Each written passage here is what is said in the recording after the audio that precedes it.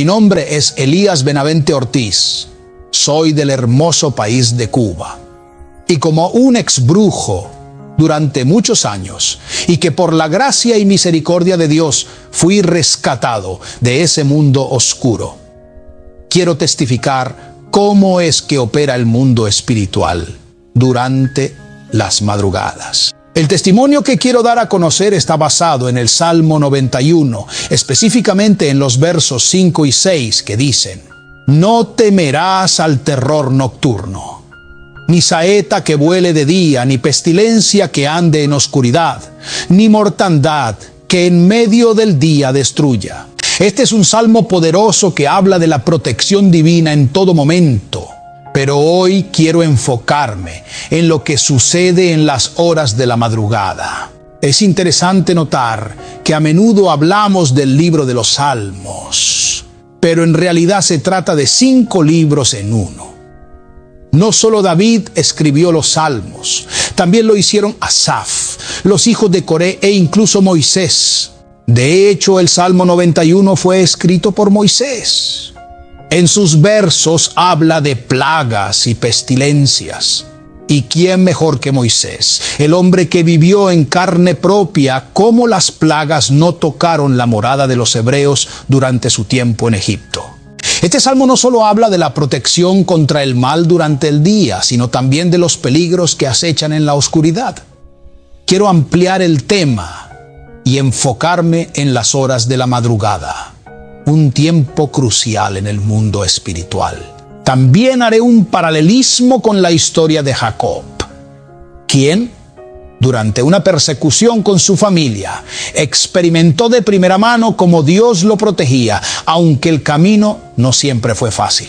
Cuando Dios llamó a Abraham, luego a Isaac y finalmente a Jacob, vemos cómo las riquezas de Abraham pasaron a Isaac. Y es aquí donde la historia de Jacob toma un giro interesante, porque en vez de ser el único heredero, él tuvo que enfrentarse a su hermano Esaú. Sabes, las herencias siempre han pasado de generación en generación. Lo que le tocaba a Abraham le correspondía a Isaac y así sucesivamente. Si Jacob hubiera sido el único en nacer, sin duda habría heredado todas las riquezas, pero también habría corrido el riesgo de olvidarse de los caminos de Dios.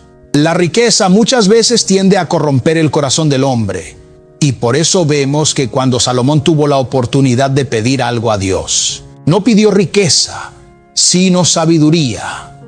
Él entendía que lo que necesitaba materialmente ya lo tenía por herencia y que lo más importante era el discernimiento para gobernar con justicia.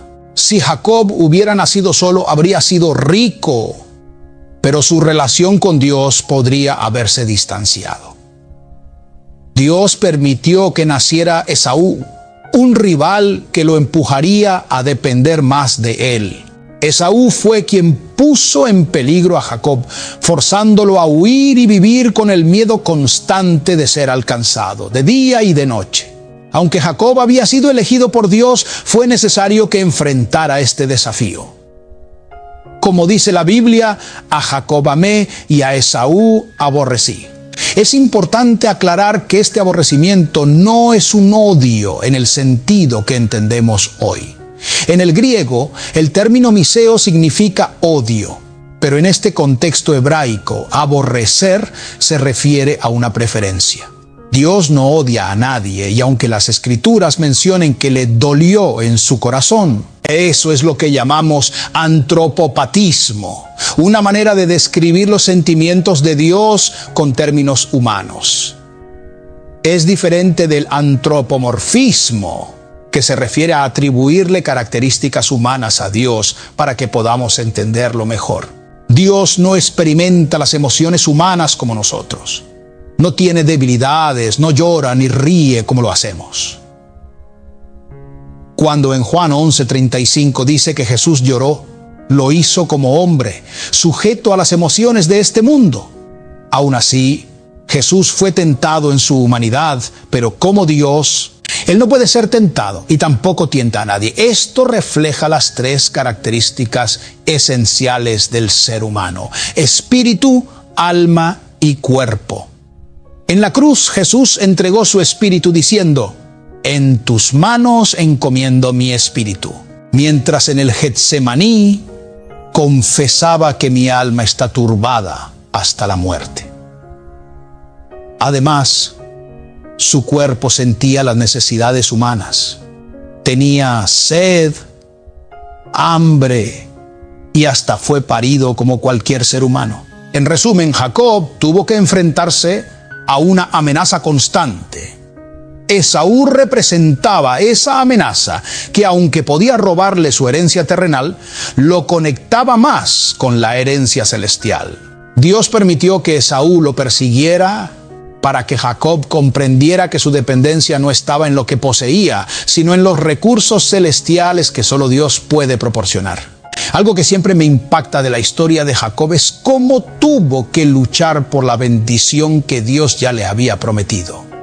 A veces pensamos que todo lo que Dios ha declarado sobre nuestra vida llegará sin esfuerzo, pero la realidad es que hay batallas que debemos enfrentar, incluso cuando ya hemos sido destinados a recibir algo.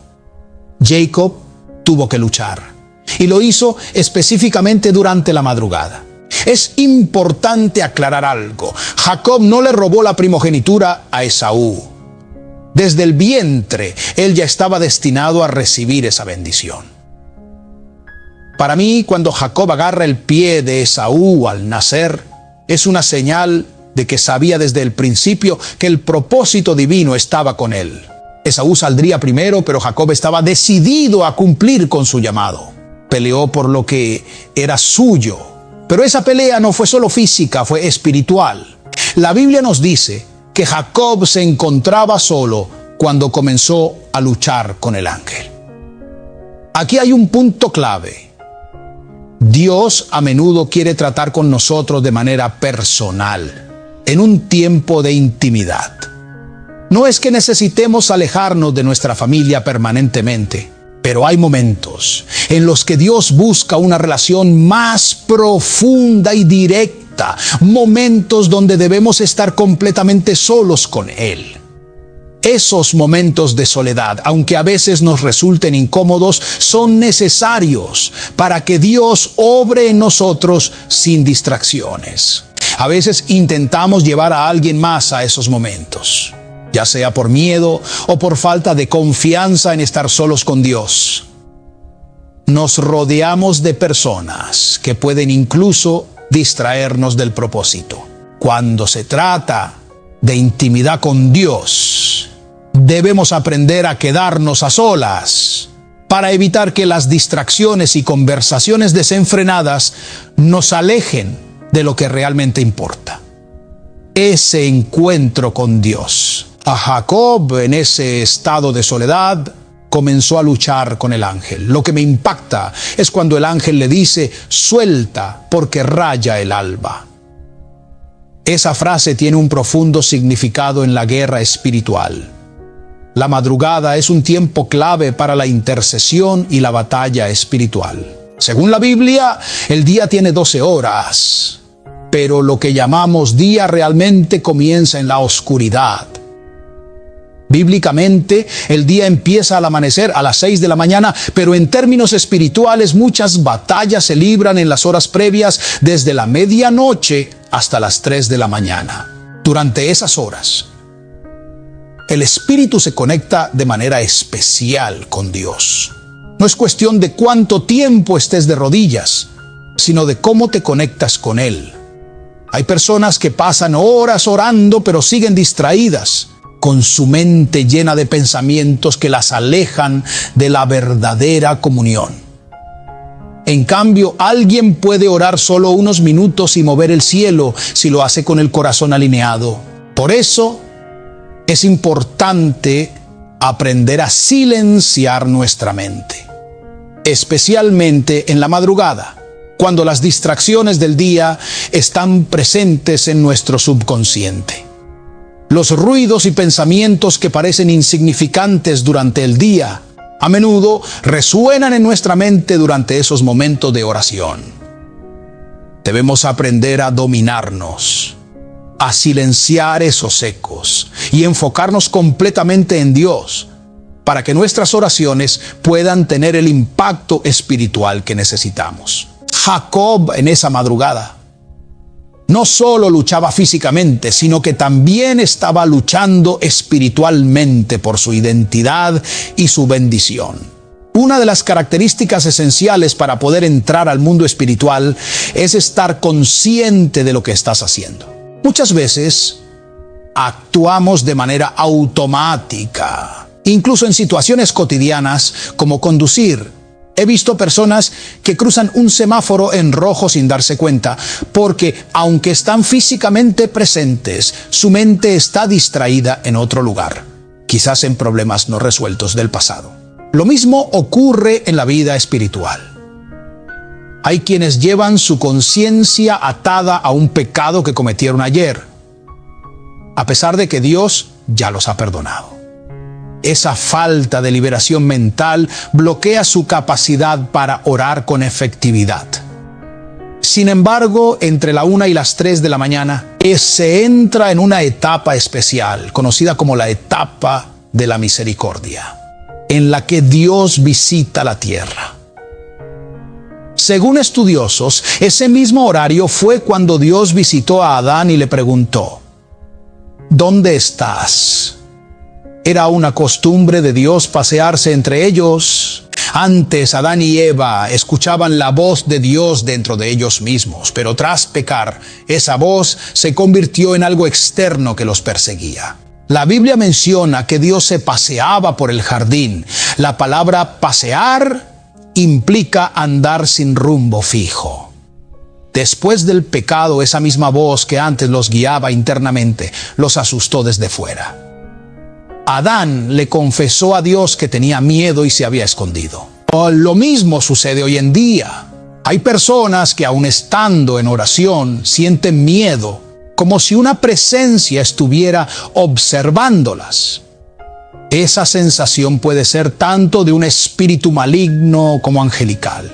Es por eso que siempre digo que no todo cristiano ha visto un ángel.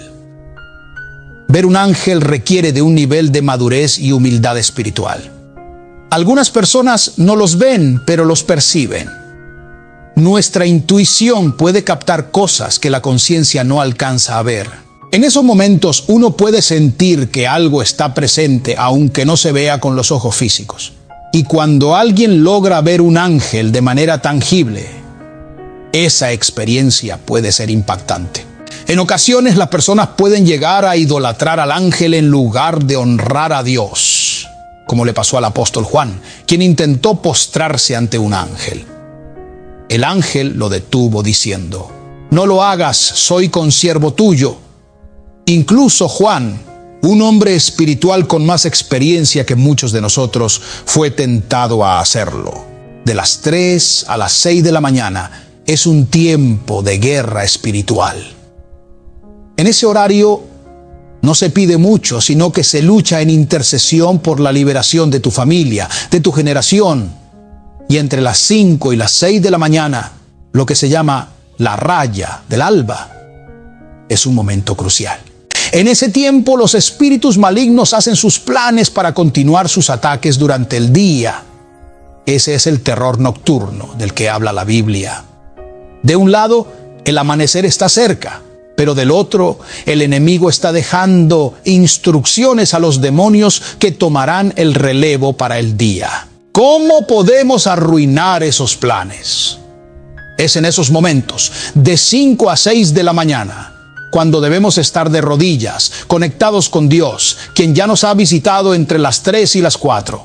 Esa visita divina nos da el combustible espiritual necesario para destruir los planes del enemigo. Mientras los demonios planean, el Espíritu de Dios nos capacita para romper esos esquemas en oración. El enemigo sabe que si puede distraerte durante esas horas cruciales, puede impedir tu avance. A veces te encontrarás con pequeñas distracciones, como un niño que llora o situaciones que te sacan del enfoque. Todo esto es parte de la estrategia del enemigo para que no puedas romper las cadenas que él ha estado preparando para tu vida y la de tus seres queridos. Por eso, muchos caen en un sueño profundo, justo cuando más necesitan orar. El enemigo sabe que entre las 5 y las 6 de la mañana muchas personas están rendidas, lo que lo convierte en el momento perfecto para actuar. Pero si permaneces en oración, reprendiendo los planes de la tiniebla y clamando por tu familia, puedes evitar que esos ataques tengan efecto. Cuando entras en oración profunda, especialmente en la madrugada, es como entrar en una batalla espiritual en la que tienes que romper con las ataduras del enemigo. Al orar de 5 a 6 de la mañana, por ejemplo, estás interrumpiendo los planes que los demonios han dejado para sus relevos, los cuales continuarán atacando durante el día. Es como si en el ámbito espiritual estuvieras reemplazando a un guardia nocturno. Si yo soy el guardia de turno y mañana te toca a ti, debo dejarte instrucciones claras de lo que ha sucedido para que sigas con el trabajo. Pero si llegas y no encuentras nada, quedarás desorientado y tendrás que improvisar. Así ocurre en la guerra espiritual. A medida que avanzas en tu tiempo de oración, Dios te lleva a otro nivel. Hoy oras media hora, mañana 1 hora, pasado mañana 2 horas, y mientras más oras, más te elevas espiritualmente. Sin embargo, al mismo tiempo, el enemigo también intensifica sus ataques. No te enfrentarás siempre a las mismas fuerzas. El espíritu inmundo que primero te atacó puede traer a otros 7 espíritus peores. Mientras tú subes en la oración, el enemigo también escala en su ataque. El problema es que cuando bajas tu tiempo de oración, el enemigo no baja su rango de ataque. Por ejemplo, si has estado orando 2 horas diarias y luego decides bajar a 1 hora por cualquier razón, como una fiesta o una distracción, el demonio que te ataca no baja de nivel, sigue con la misma intensidad. Ahí es donde empiezas a sentir que, aunque oraste, el ataque sigue siendo fuerte. Eso es porque tú bajaste el nivel de tu oración, pero el enemigo no disminuyó su ataque. Por eso es vital que mantengas la constancia en la oración. Si bajas de nivel, te vuelves vulnerable, pero el enemigo sigue igual o incluso aumenta su fuerza. Así es como Satanás toma ventaja cuando dejamos de orar o reducimos nuestro tiempo en comunión con Dios. Como dice Pablo, para que Satanás no gane ventaja alguna sobre nosotros. El enemigo observa nuestras debilidades y cuando bajamos la guardia lo aprovecha. El enemigo no sabe todo, pero observa y deduce. Si ve que alguien pasa 4 horas al día hablando por teléfono, por ejemplo, sabe que esa persona es una presa fácil. Así como hay relevos angelicales que nos fortalecen en el espíritu, también hay relevos demoníacos que buscan atacar nuestra vida. ¿Cómo sostengo esto bíblicamente? Hay cosas que, aunque no están explícitas en la Biblia, las podemos entender por revelación. Moisés, por ejemplo, no estuvo presente en el Edén, pero pudo escribir sobre Adán y Eva. Estas son verdades espirituales que se comprenden por la revelación de Dios. Así, los que conocen el poder de la intercesión saben que lo que estamos hablando aquí no es un cuento ni una fábula, sino una realidad espiritual. La oración en la madrugada es crucial porque hay opresiones demoníacas que operan en ese tiempo. A las 3 de la mañana, los brujos están haciendo trabajos en los cementerios, invocando espíritus malignos. En la oscuridad, invocan entidades como Ogún Batala o los Guedes, ofreciéndoles comida en las tumbas. Pero nosotros, en el nombre de Jesús y por la sangre de Cristo, podemos contrarrestar esas fuerzas. Mientras ellos realizan sus trabajos de maldad, Nosotros debemos estar en oración, reprendiendo y destruyendo esas obras malignas. Es un combate real. El poder de la oración no es algo superficial. Es una guerra que se libra en los cielos y en la tierra. Si los brujos no duermen, ¿qué hacemos nosotros durmiendo? La Biblia nos enseña que los hijos de la luz deben ser más sagaces. Si los brujos no descansan en su maldad, llevando ofrendas a sus dioses, ¿por qué los creyentes habrían de estar inactivos? Estos brujos llevan pedazos de batata y bizcocho a los espíritus en los cementerios. Mientras tanto, nosotros, los hijos de Dios, a veces dudamos en invertir en lo que fortalece nuestra vida espiritual. Es triste ver cómo algunos evangélicos gastan grandes sumas en tecnología, comprando celulares carísimos, pero se resisten a invertir en una buena Biblia. Es un contraste absurdo. Compran un teléfono de última generación, con la manzana mordida y 3 cámaras, pero siguen usando una Biblia vieja, con páginas faltantes. Y cuando les entregan un micrófono para ministrar, lo hacen sin haber pasado tiempo en oración, tirando enseñanzas sin fundamento y confundiendo a las personas. El problema no es la falta de recursos, sino la falta de prioridad. ¿Cómo es posible que se invierta más en tecnología que en el estudio profundo de la palabra de Dios? Hay quienes predican sin haber buscado a Dios en la madrugada y luego lanzan juicios sin conocimiento, hablando de cosas que ni entienden. Lo cierto es que de madrugada, cuando todo se silencia, es cuando uno puede realmente encontrarse consigo mismo y con Dios. Es en ese momento cuando puedes meditar y reflexionar sobre todo lo que has dicho y hecho durante el día.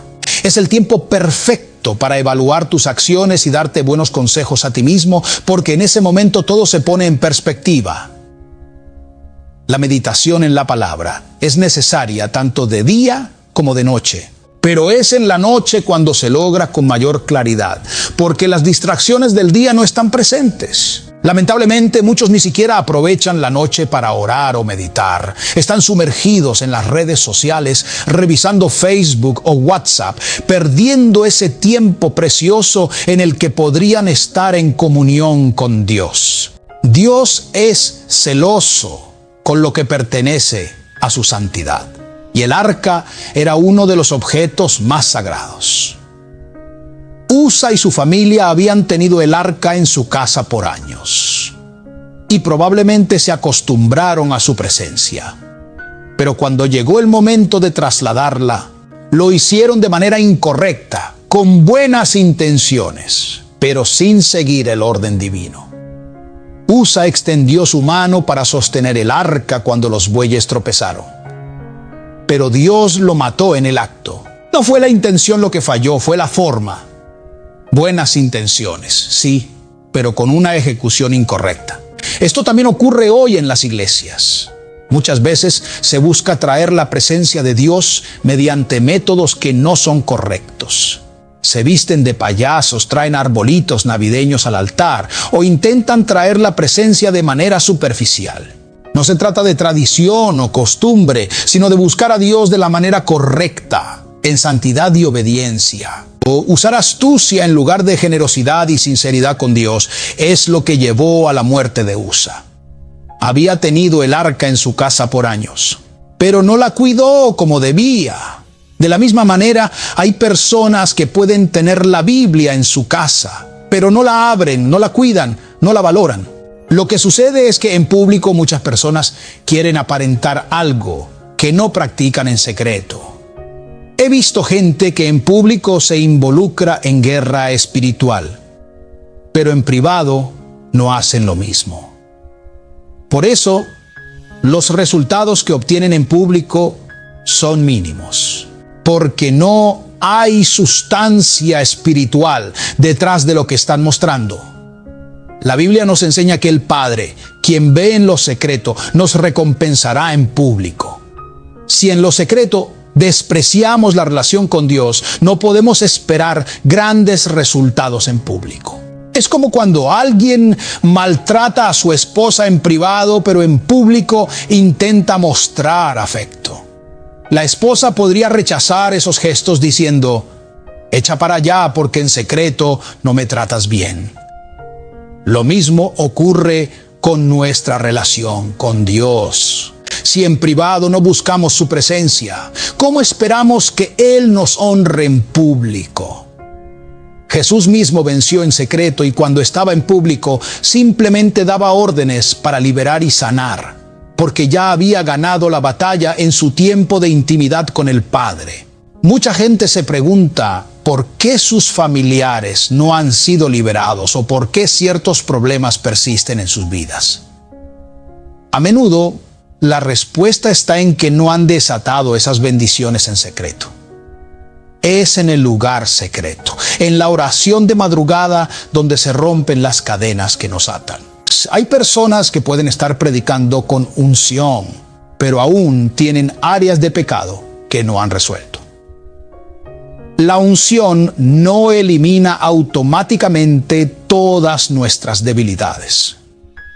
Por ejemplo, hay personas que pueden estar llenas de unción, echando fuera demonios y predicando poderosamente, pero tienen problemas no resueltos en áreas como la inmoralidad sexual.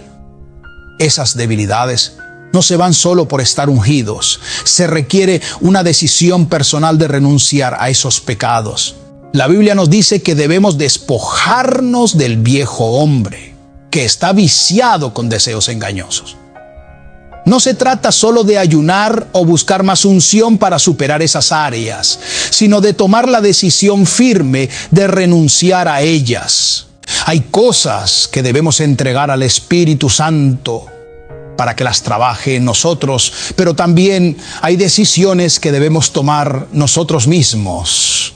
Judas es un ejemplo de alguien que, estando en el ministerio con Jesús, aún cargaba un huevecillo de avaricia. Aunque echaba fuera demonios y predicaba el Evangelio, su corazón seguía atado al amor por el dinero. Eso demuestra que la unción no quita necesariamente las debilidades, sino las entregamos a Dios. La etapa de anonimato es crucial para el creyente. Es donde Dios nos destruye para luego reconstruirnos. En esa etapa, Dios trabaja en nuestro carácter. David, por ejemplo, no pecó mientras estaba en el anonimato. Sin embargo, cuando se hizo público y famoso, fue cuando más cayó. El anonimato es el tiempo en que Dios nos moldea. Pero muchos quieren salir antes de tiempo y por eso salen incompletos, teniendo que regresar a buscar las partes que dejaron atrás. Algunos buscan ganar notoriedad rápidamente, invitando a personas conocidas para estar cerca de ellos, pero Dios conoce las intenciones del corazón. No se trata de hacerse público sin estar preparado, sino de permitir que Dios complete su obra en lo secreto. Él es quien escudriña los corazones y las mentes. Y al final nos recompensará según nuestras obras. Dios sabe todo, incluso antes de que una palabra salga de nuestra boca. David dijo: antes de que la palabra llegue a mi boca, ya la conoces, Jehová. Es impresionante pensar que Dios ni siquiera necesita esperar a que hablemos. Él ya sabe lo que diremos, porque ve lo que está en la nube antes de que lo descarguemos. Dios no se sorprende con nuestras acciones o pensamientos. Él ya conoce el resultado incluso antes de que lo pensemos. Es por eso que Él es el principio y el fin.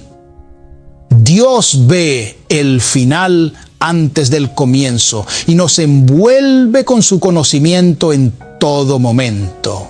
En cuanto a lo que muchos hacen en público, hay quienes organizan actividades no para glorificar a Dios, sino para promoverse a sí mismos. Predican no tanto por las almas, sino para llenar sus propios bolsillos. Al final, su enfoque está en la ofrenda que recaudarán. He visto cómo muchos hablan mal del pastor o de la iglesia que los invitó, pero no mencionan las bendiciones que Dios derramó. Algunos incluso están dispuestos a pagar vuelos y otros gastos solo para conseguir una agenda llena de predicaciones, pero no están considerando las consecuencias en su vida personal.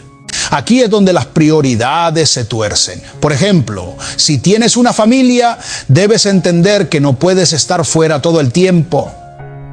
Tu esposa e hijos no necesitan que seas un predicador en casa, sino que seas esposo y padre. El traje de predicador tiene que quedarse afuera cuando entras en tu hogar. Tu esposa no necesita que le hables en lenguas, sino que llenes los botellones de agua, que la ayudes con las tareas cotidianas.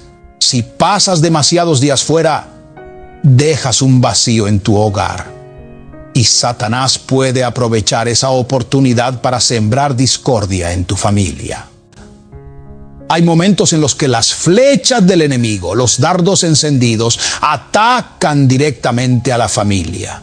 Si el esposo se va por 30 días, su esposa podría sentirse sola, abandonada. Y el enemigo aprovecha esa oportunidad para hacerla dudar. No basta con estar físicamente lejos. Hay que estar espiritualmente presente. No podemos permitir que el enemigo nos saque ventaja en esas áreas. Las saetas que vuelan de día y los ataques nocturnos son reales. Y si no estamos atentos, podemos ser instrumentos para que el enemigo siembre discordia en nuestros hogares. Jacob dijo: no te dejaré si no me bendices. Y aunque tenía riquezas, esposas e hijos, lo que buscaba era una bendición más profunda, una identidad. Muchas veces nuestras bendiciones no vienen de lo que hacemos en público, sino de lo que Dios trabaja en nuestro corazón en secreto. Hay quienes llevan nombres que no les corresponden en el ministerio. A veces las personas en la iglesia nos ven haciendo algo bien, como tocar un instrumento o predicar, y nos asignan un rol que Dios nunca nos dio. Dios nos llama a caminar en nuestra verdadera identidad. No todos están llamados a ser músicos o bailarines, aunque lo hagan bien. Dios puede haberte constituido profeta, pastor, evangelista, maestro o apóstol, pero el hombre puede intentar ponerte otro título que no te pertenece. La verdadera bendición está en caminar en lo que Dios ha destinado para ti desde antes de que nacieras. No podemos aceptar nombres o roles que no vienen de Dios. En la Biblia, el nombre de una persona estaba íntimamente ligado a su identidad y destino profético. Por ejemplo, Samuel significa Dios oyó, Daniel es el amado y Jesús es Salvador del mundo. Cada nombre refleja el propósito divino de esa persona en la tierra. Así como Jesús es el Salvador del mundo, nosotros, que tenemos a Cristo dentro, podemos ayudar a salvar los mundos individuales de las personas al alinear sus mentes con la verdad. Cuando Jacob despertó en esa madrugada y luchó con el ángel, lo que realmente estaba buscando era una identidad, porque hasta ese momento no la tenía clara. De hecho, para obtener bendiciones, como una ofrenda de su padre, tuvo que adoptar la identidad de su hermano Esaú, disfrazándose con su ropa. La Biblia nos dice que Isaac, al tocarlo, reconoció el tacto de Esaú, pero la voz era de Jacob. Aunque llevaba la ropa de su hermano, su voz lo delató. Eso mismo pasa hoy. Hay personas que, aunque se vistan como cristianos, su voz y acciones los delatan. No importa cuánto te disfraces o intentes aparentar, Dios siempre conoce tu verdadero ser, tus intenciones y tu corazón. Dios conoce nuestras intenciones desde el principio. Puedes disfrazarte de lo que quieras, pero Dios siempre sabrá quién eres realmente. Hay un ejemplo claro en la Biblia con Acab, quien se disfrazó para ir a la batalla. Sin embargo, aunque estaba disfrazado, Una flecha lo alcanzó porque no podía escapar de los planes de Dios. Lo mismo ocurre con nosotros. Aunque intentemos aparentar algo que no somos, Dios nos ve y nos conoce en lo más profundo. Cuando el ángel le preguntó a Jacob su nombre, no lo hizo por falta de conocimiento, sino porque cada vez que alguien le preguntaba, Jacob mentía para obtener lo que quería. Decía ser Esaú, cuando en realidad era Jacob. El problema fundamental de Jacob era su falta de identidad. Esa falta de identidad lo llevó a operar en un nivel que no le correspondía. Esa falta de identidad es lo que también vemos hoy en muchas iglesias, donde algunos líderes no tienen clara su función o propósito, y eso los lleva a actuar fuera de lo que Dios les ha asignado. Pablo, al ver a Timoteo con dudas sobre su identidad en Cristo, le aconsejó: procura presentarte como obrero aprobado por Dios, que no tiene de qué avergonzarse. Muchos tienen vergüenza de lo que Dios les ha dado, de su llamado. No puedes avergonzarte de ser pastor, profeta, evangelista o maestro. Hay quienes incluso se avergüenzan de llevar la Biblia en físico y prefieren tenerla en el teléfono para que no los vean con ella. La identidad es crucial para cumplir el propósito que Dios nos ha dado. Sin una identidad clara, terminamos operando en posiciones ajenas o tratando de agradar al mundo, en lugar de cumplir con el plan que Dios tiene para nosotros. Al final, todos daremos cuenta a Dios por nuestras acciones y nuestras intenciones. Cuando el ángel le preguntó a Jacob cómo se llamaba, llegó el momento en el que Jacob tuvo que ganarse su identidad, pero esta vez siendo completamente sincero. No le mintió al ángel, sino que reconoció la verdad, lo cual fue el primer paso hacia su transformación. Desde el vientre de su madre, Jacob había estado luchando, agarrando el talón de su hermano. Pero Dios sabía que ese conflicto inicial marcaba el comienzo de su batalla personal.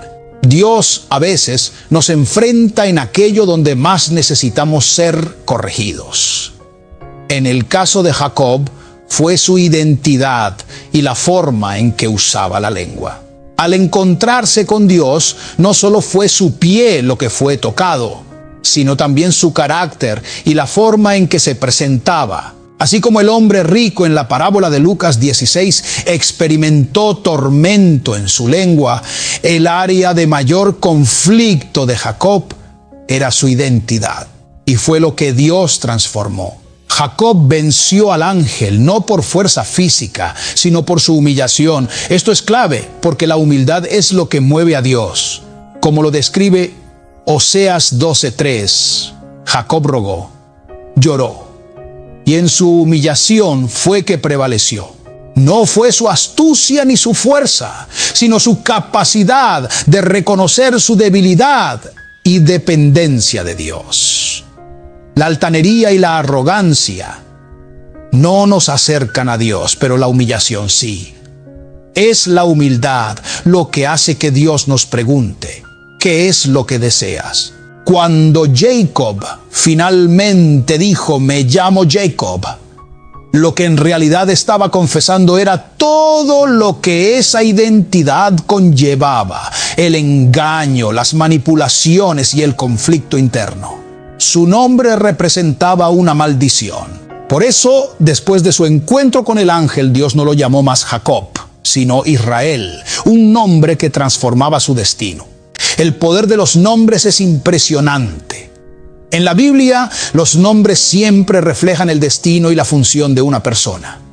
Cuando Adán nombró a los animales, fue a partir de ese momento que ellos comenzaron a cumplir con su propósito. El león, al ser llamado por su nombre, rugió por primera vez porque entendió su rol en la creación. Lo mismo sucede con nosotros. El nombre que recibimos determina nuestra identidad y propósito. Es por eso que cambiar un nombre puede cambiar el curso de una vida. Si decides ponerle un nombre a tu hijo, asegúrate de mantenerlo en un ambiente que refleje el significado de ese nombre.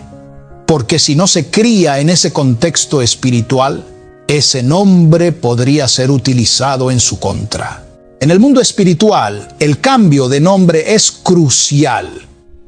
Jacob fue transformado en Israel porque el propósito de su vida cambió. Del mismo modo, cuando enfrentamos a Dios en oración, especialmente en esos momentos de profunda búsqueda en la madrugada, tenemos la oportunidad de romper patrones de maldición que han afectado a nuestras familias y a nuestras vidas. Dios nos da el poder para cambiar lo que parecía inmutable, y todo comienza con un encuentro sincero con Él, donde reconocemos quiénes somos realmente y permitimos que Él nos dé una nueva identidad. Para establecer un hábito de oración en la madrugada, al principio puede ser difícil, como cuando uno comienza a ir al gimnasio. Al principio sientes dolor porque tu cuerpo no está acostumbrado al esfuerzo continuo, pero con el tiempo te adaptas. Lo mismo ocurre con la oración. Cuando haces de la madrugada un momento de comunión con Dios, eventualmente se convierte en una rutina natural. Al principio puede que te cueste levantarte, pero si perseveras, llegará un punto en el que incluso antes de que suene la alarma, ya estarás despierto. Así como cuando tienes una cita importante como con el cónsul, no duermes bien por los nervios y la preparación mental que haces. En la oración sucede algo similar. Te preparas mentalmente y emocionalmente para lo que viene. Cuando te encuentras en un país diferente, aunque el horario sea distinto, tu cuerpo sigue alineado con el horario al que está acostumbrado. Así, en la oración, con el tiempo tu mente y tu cuerpo se alinean con el horario de la madrugada. Crear un hábito de oración en la madrugada requiere disciplina. No es solo el acto de despertarse, sino también aprender a silenciar la mente. Porque aunque logres levantarte a orar, si tu mente está llena de ruido y distracciones, no habrá verdadera comunión con Dios. Este hábito, aunque difícil al principio, te conecta con Dios de una manera más profunda. La oración en la madrugada es un espacio de silencio y encuentro íntimo con Dios, donde puedes escuchar su voz con claridad y donde tus pensamientos se alinean con su propósito. Dios les bendiga a todos los que han sintonizado este mensaje. Mantengan la fe firme y sigan construyendo este hábito poderoso de oración. Que Dios continúe edificando sus vidas a través de esta plataforma y les guíe siempre en su camino. Querido hermano y hermana en Cristo, si deseas que ore por ti, no importa el problema que tengas. Dios ya conoce tu situación. Déjame en los comentarios tu nombre y el país desde donde ves o escuchas este video y yo estaré orando por cada uno de ustedes. Ay, amados, si este poderoso testimonio ha edificado tu vida, revelado verdades a tu alma, impactado tu espíritu y promovido crecimiento espiritual en ti, te invito a que le des me gusta a este mensaje. Comparte estas palabras con tu familia, amigos, en tus redes sociales y en grupos de redes. Difunde este testimonio entre los hermanos en la fe y también con aquellos que aún no conocen a Cristo, para que puedan ser transformados por estas revelaciones y que Dios utilice este mensaje para abrir sus ojos espirituales y llevarlos al arrepentimiento de sus pecados y hacia la salvación en Jesús. Si este mensaje ha resonado contigo, si ha alimentado tu espíritu, por favor, dale me gusta, suscríbete al canal, compártelo y déjame tus comentarios. Cuéntame cómo este testimonio ha bendecido tu vida. Dios les bendiga.